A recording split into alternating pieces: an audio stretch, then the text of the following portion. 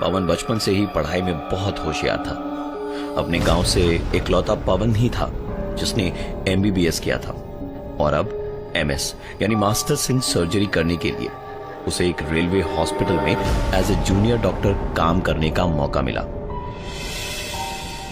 आज की रात पवन के इस हॉस्पिटल में पहली रात थी। एक्साइटमेंट, नर्वसनेस और खुशी तीनों एक साथ पवन को महसूस हो रही थी। पवन को उसके सीनियर्स ने कहा था कि रात को बिना किसी सीनियर या सीनियर डॉक्टर के इस हॉस्पिटल के किसी भी वार्ड में ना घुसे। पवन ने चौंक के अपने सीनियर से पूछा, क्यों? सीनियर ने कहा, जितना बताया उतना सुन लो। रात को सीनियर्स के साथ ब्रीफिंग के बाद डिनर हुआ। फिर पवन मेडिसिन रूम में जाके अपनी किताबें पढ़ने लगा। किताब पढ़ते पढ़ते उसकी आंख लग गई। जब आंख खुली तो देखा घड़ी में 1 बज रहे थे। उसने सोचा कि चलो आंख खुल गई है तो एक राउंड मार लेता हूं। मेडिसिन रूम से बाहर निकला तो उसको समझ आया कि दिसंबर के महीने में बाहर कैसी ठंड पड़ रही थी। पूरे हॉस्पिटल में ना तो सीनियर दिख रहे थे और ना ही कोई डॉक्टर। जैसे रात होते ही यह हॉस्पिटल शमशान घाट बन जाता हो। पवन ये सब सोचते सोचते राउंड पे चल ही रहा था कि उसने देखा कि वो आईसीयू के सामने खड़ा है। जनरली हॉस्पिटल्स में आईसीयू की लाइट्स रात को भी जलती रहती है, लेकिन यहां लाइट बंद थी।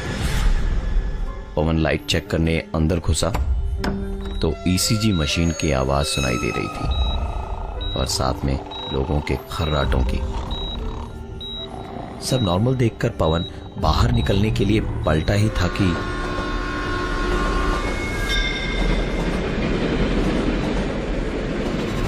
ये सुनकर वो पलटा ही था कि एक पेशेंट की बहुत जोर जोर से कराहने की आवाज आई।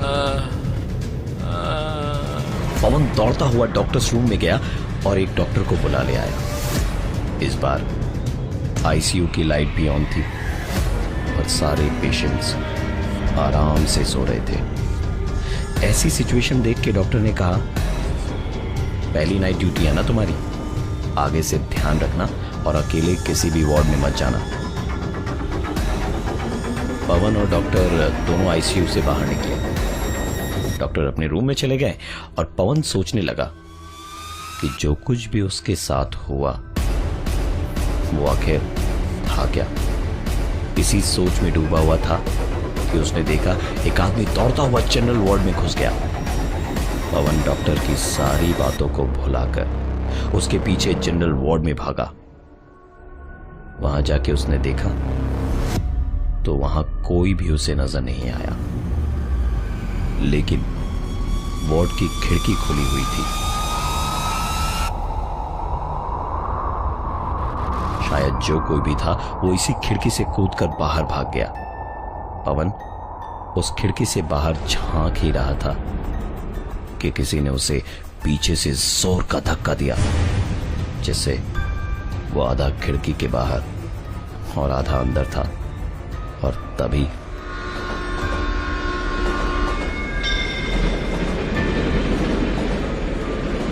इसके ठीक बाद किसी ने उसे अंदर खींचा और पलट के देखा तो ये वही डॉक्टर थे जो इसे थोड़ी देर पहले मिले थे। उन्होंने कहा, तुम्हें मना किया था ना कि अकेले किसी भी वार्ड में नहीं घुसोगे, चलो निकलो यहां से। जनरल वार्ड से निकलकर पवन सीधा वॉशरूम गया हाथ मुंह धोने, क्योंकि उसे लग रहा था जैसे वो आधी नींद में हो और कोई सपना देख रहा हो। ये वॉशरूम हॉस्पिटल के वॉशरूम के हिसाब से बहुत छोटा था, मानो जैसे हॉस्पिटल नहीं किसी ट्रेन का हो।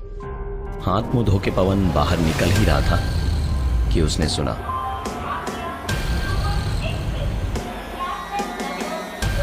यह आवाज वॉशरूम के अंदर से आ रही थी, इसलिए उसने दरवाजा डरते डरते खोला तो आवाज और साफ साफ आने लगी। पवन दोबारा वॉशरूम में घुसा और चारों तरफ अपनी नजर दौड़ाई। न तो वहां कोई इंसान था, न कोई मोबाइल जिससे इस तरह की आवाजें आती। पवन को अब समझ आ रहा था कि क्यों उसके सीनियर्स ने उसे किसी भी वार्ड में अकेले जाने से मना किया था। पवन सीधा दौड़ के हॉस्पिटल में अपने रूम में पहुंचा और रूम का दरवाजा बंद करके वहीं जमीन पर लेट गया। जब सांस में सांस आई तो उठ के सोने के लिए बेड पे लेटा और तुरंत ही उसे नींद आ गई। पवन अभी सोया ही था कि उसका बेड ऐसे हिलने लगा जैसे कि यह हॉस्टल का बेड ना हो बल्कि ट्रेन की बर्थ हो। पवन झटके से उठा और जमीन पर उतर गया। बेड का हिलना और वो आवाज भी बंद हो गई।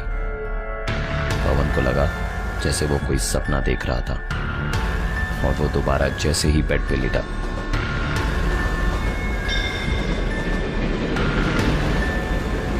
पवन उठ के जमीन पे दोबारा खड़ा हो गया।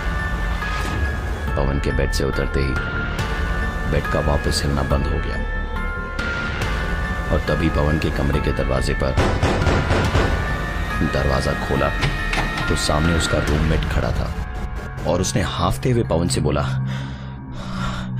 अरे तुम फोन क्यों नहीं उठा रहे हो? कब से फोन कर रहा हूं यार, इतनी बड़ी इमरजेंसी हो गई है हॉस्पिटल में, ट्रेन का एक्सीडेंट हो गया, बहुत सारे पेशेंट्स हैं, जल्दी चलो। पवन ने घूम के पूरे कमरे में अपना फोन ढूंढा। जब उसे फोन कहीं नहीं मिला तो उसे याद आया कि जनरल वार्ड में जब किसी ने उसे पीछे से खींचा था तो उस वक्त उसकी जेब से कुछ गिरा था। शायद ये उसका मोबाइल ही हो। भागते हुए रूम से हॉस्पिटल के रिसेप्शन तक पहुंचा ही था कि पवन को याद आया कि उसका रूममेट जो उसे यहां बुलाने आया था वो तो गांव गया हुआ था। फिर ये कौन था? उसके दिमाग में कई सवाल चल रहे थे और साथ ही सुनाई दे रही थी उसकी मोबाइल की धीमी धीमी आवाज जो जनरल वार्ड के अंदर से आ रही थी। पवन ने हिम्मत करके दरवाजा खोला तो फोन की आती हुई रिंग बंद हो चुकी थी और अंधेरे में फोन उसे दिखाई नहीं दे रहा था। इस बार जनरल वार्ड की खिड़की भी नहीं खुली थी कि बाहर से रोशनी अंदर आ सके। पवन ने अंधेरे में ही अपना हाथ पैर मार के फोन ढूंढने की कोशिश शुरू की और जब कुछ भी हाथ नहीं लगा तो उसने अंधेरे में ही दीवार पे हाथ फेर कर लाइट का स्विच ढूंढने की कोशिश शुरू की। वो हाथ दीवार पे फेरा ही रहा था कि पीछे से किसी ने उसके पूरे शरीर को दीवार पे दबा दिया और दूसरे ही पल पीछे से एक आवाज आई,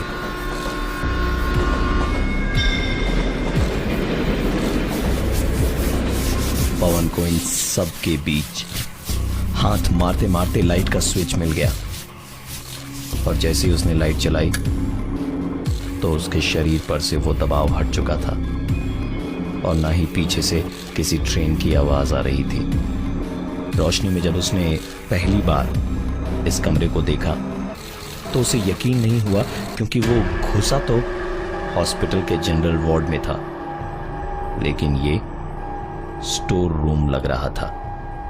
अपना मोबाइल उठाकर वो दरवाजे के बाहर निकला तो देखा दरवाजे पर एक बोर्ड लगा है जिस पर लिखा है स्टोर रूम। पवन इसी उधेड़बुन में था कि पवन का मोबाइल बजा। देखा तो एक एसएमएस आया हुआ था, your reservation has been confirmed. ये मैसेज देखते ही पवन वहां से निकला और सीधा अपने रूम में पहुंचा जहां उसने जो देखा उसके बाद उसको सच और झूठ का फर्क समझ नहीं आ रहा था। उसका रूममेट जो गांव गया हुआ था वो बैठा हुआ टेबल पे पढ़ रहा था। पवन को देखते ही उसके चेहरे पर डरावनी मुस्कान आ गई। पवन ने कहा, तू तो घर गया हुआ था, यहां कैसे आया? रत्नेश ने उसी मुस्कुराहट को बरकरार रखते हुए कहा, मैं कहीं भी और कभी भी आ और जा सकता हूं, क्योंकि 2 साल पहले जब से ट्रेन से कट के मरा हूं, मैं यही आत्मा बनकर भटकता हूं और मुझे किसी रिजर्वेशन की जरूरत नहीं पड़ती। इतना बोलते के साथ ही रत्नेश हंसने लगा।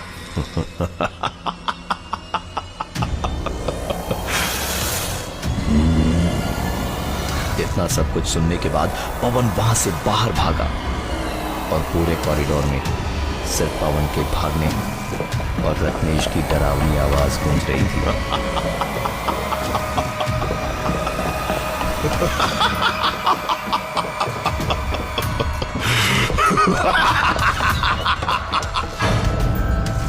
और भागते भागते सीधे एक कमरे में घुस के उसने कमरा अंदर से बंद कर दिया। थोड़ी देर किसी तरह बैठा रहा तो उसकी सांस में सांस आई।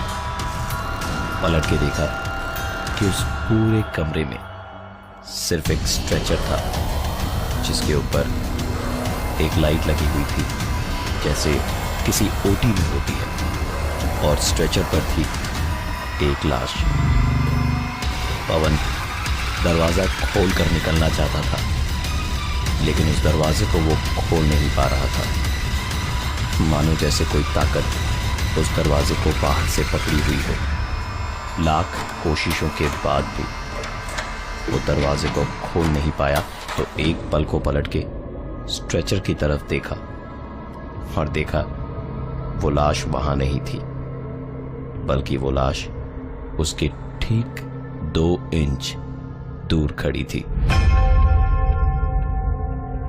और वो आदमी पवन को देखकर मुस्कुरा रहा था। पवन ने पूरी ताकत से दरवाजे को इस बार खींचा, दरवाजा खुला और पवन वहां से भागा नीचे के फ्लोर पे पहुंचा तो एक कमरा दिखा जहां लाइट चल रही थी। मदद मिल जाएगी ये सोच के पवन वहां पहुंचा। कमरे के बाहर से ही उसे वो सारी आवाजें आ रही थी जो उसने इस एक रात में हॉस्पिटल में सुनी थी।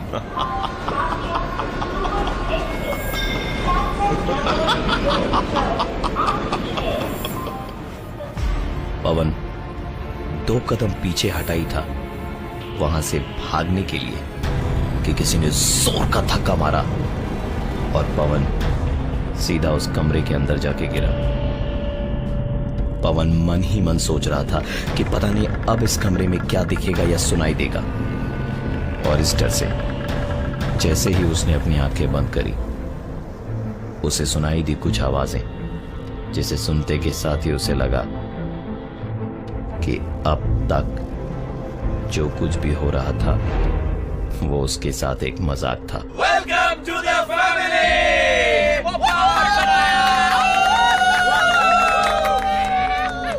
सामने उसके कई सारे सीनियर्स खड़े थे और उसका वो रूममेट रत्नेश भी था। उसके बाद सभी लोग अपने अपने रूम और शिफ्ट्स पे चले गए और रत्नेश हंसते हुए पवन से बोला, भाई ये पहली रात को ना हम लोग सबको डराते हैं, लेकिन जितना तू डरा और भागा ना उतना कोई नहीं। लेकिन कोई बात नहीं, आज पहली रात थी ना, फर्स्ट ईयर है, सेकेंड ईयर तक तू भी सीख जाएगा ये सब। रत्नेश के मुंह से इतना सब कुछ सुनने के बाद पवन ने मुस्कुरा कर कहा, भाई एक्चुअली किसी भी एंगल से सीनियर मैं ही हूं। सालों पहले इस हॉस्पिटल में मेरी मौत हुई थी। जैसे तुम लोग हर जूनियर के साथ मजाक करते हो, आज मेरी बारी थी तुम लोगों के साथ मजाक करने की। और इतना कहते के साथ ही पवन हवा में कहीं गायब हो गया। अगले दिन सुबह रत्नेश जनरल वार्ड में बेहोश हालत में सबको मिला। रजिस्टर चेक करने पर पता चला कि वहां पवन नाम का कोई भी नया इंटर्न आया ही नहीं था।